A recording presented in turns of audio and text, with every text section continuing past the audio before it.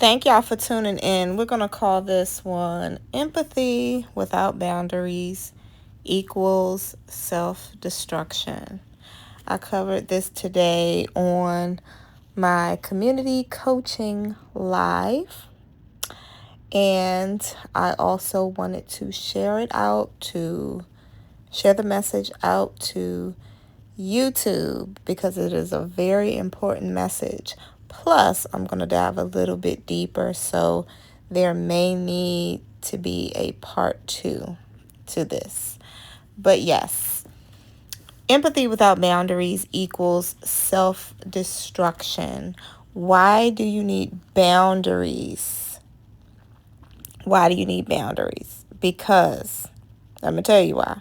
Your empathy is not for everyone. You need to gatekeep some of that, okay? Your empathy is not for the lazy. It's not for the entitled. It's not for the ungrateful. It's not for solving other people's issues. And surprisingly enough, it's not even for all of your family or romantic relationships. Here's why. Your empathy is for helping, and it is for consoling those who are hurt. Your empathy is for spreading information, helpful information. Your empathy is for spreading love. So everyone does not deserve that part of you.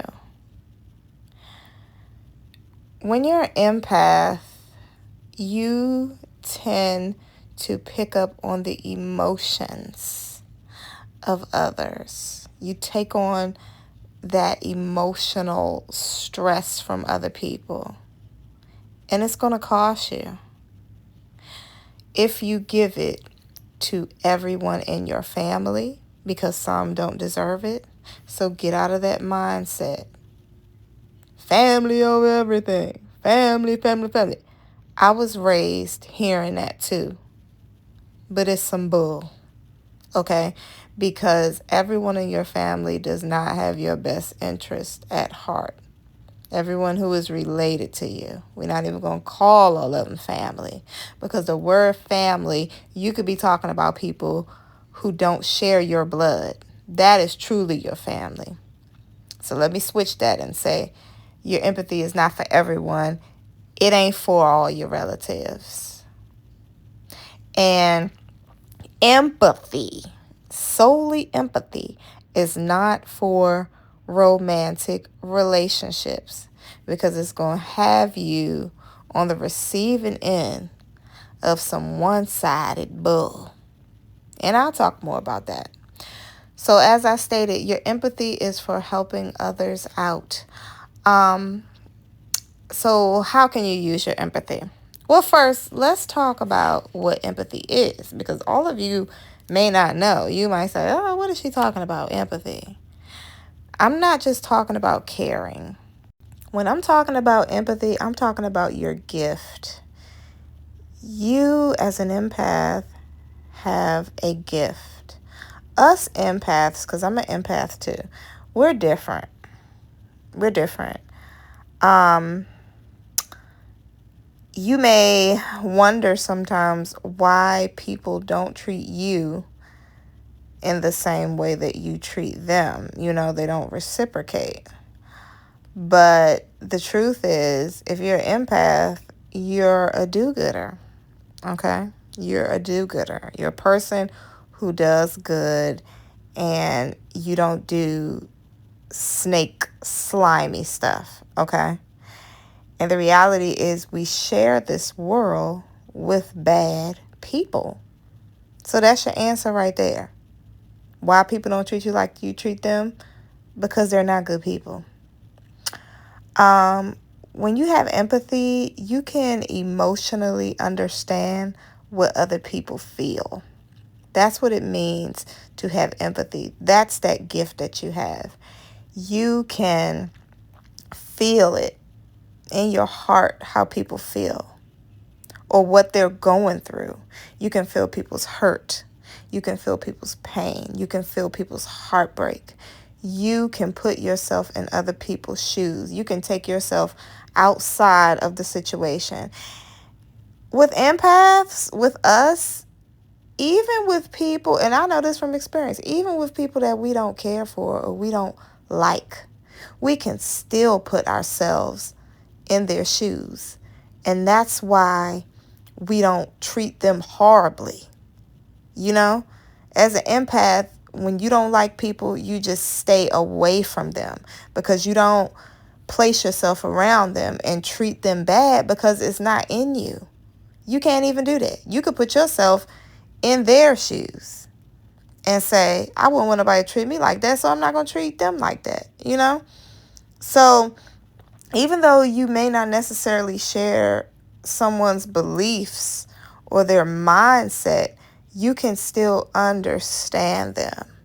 As an empath, I would tell you, I've watched a girl that I can't stand get cursed out by somebody terrible, and I still felt bad for her. I was like, dang, I don't like her, but she was still being, nice to her in that moment. Why she talk to her like that? Why she talk to her crazy like that? Couldn't be me. Like, I put myself in her shoes and was like, Dad, that's really messed up how they did her. How they, read her for filth. Even though I don't like her, she didn't deserve it in that moment. She really didn't. Now, did I take up for her? No, because I don't like her. So I'm detached from that. But as an empath, I could put myself in her shoes in that moment, even though I don't share her beliefs or mindsets. So that's what an empath is. That's what empathy is. I'm sorry. It's a gift where you do good and you can emotionally understand what others are going through and you feel their pain. All right, now I'm going to give you 2 examples, okay? So, when you're an empath, you may feel sad, when you're around people, if they're sad. I've been in those situations too. You're around people who are really sad at a funeral, and you don't even know the person, but you're just there to support. You feel sad because you're an empath. Also, empaths may cry when others cry. I'm like that. Don't cry around me because I just might start crying. Sometimes I will, sometimes I won't, but I still feel your pain. I really don't like to see people cry. That's like the last straw for me. It breaks my heart to see people cry. Okay, that's example number 1. But example number 2, as an empath, you may walk into a room and you peep shade. You peep people being fake friendly. And you don't like it. So what do as an empath? You stand back, you use caution, you limit your conversation, you keep it real surface. You put distance there because you're an empath and you could feel it's some shady shit going on in this room and I don't want to be a part of it. Now, the people in that room are looking at you as if you are being standoffish or as if you are being bougie. But you're not. You're an empath and you're picking up on what the environment is giving off. So see, sometimes empath may be misjudged because we feel emotionally deep. And it doesn't always look like, feeling sad for someone. Sometimes it may look like that. It may look like you taking into account your discernment. You discern some situations. And you keep out of it. So anyway, your empathy is a gift. And you must learn how to use it. You can love unconditionally without having unconditional tolerance. That means you are not the type of person that will fall for anything. Okay? You have conditions around your boundaries. Your boundaries have to be stronger than your feelings. Now, that's the game changer right there. You set your boundaries and you say what's going to go, what's going to happen, and what's not going to happen. And if anybody do something that you're not with, you have to learn how to stop it, put it on pause, hold it, get away from it, okay? Because you're not rocking with it. You can love someone unconditionally, but that doesn't mean that you have to put up with their BS. Empaths, we are very different. This world is not full of us. No, it's not full of us anymore. I don't know how it used to be, but these days, empaths are rare. It's a rare gift. Appreciate it if you are an empath. God has given you this gift. He's given you the gift of seeing, okay? The gift of helping, the gift of spreading love. So, let's get into how we as empaths can use this gift. Because remember, you're not just going to go around giving it freely to everyone. They don't deserve it. So how can we use our gifts? Number one, we can coach, like I'm doing with you lovely people who are listening. You can be a coach. You can be a mentor. You can help the people that you mentor, so you can help your mentees.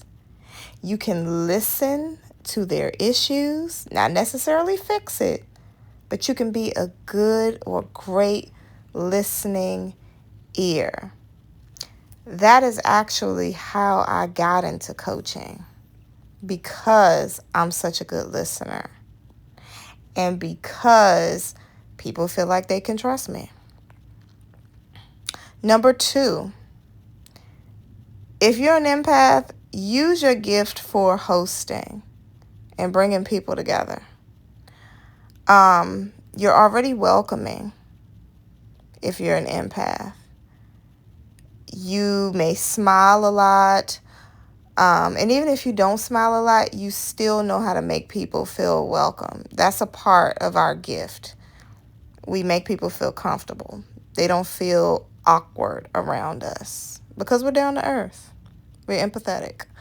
Number three, you can use your gift of empathy to give to those in need.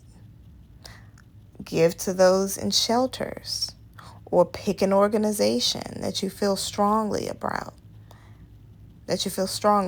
and give to them. Mine's is animal shelters. I'll do anything around an animal shelter. They get everything from me. Also, I feed animals in need. I feed stray cats. That's how I use my empathy. Because you have to remember, empathetic people make people feel welcomed, and they let everyone know that they are inclusive. As an empath, we don't exclude anyone.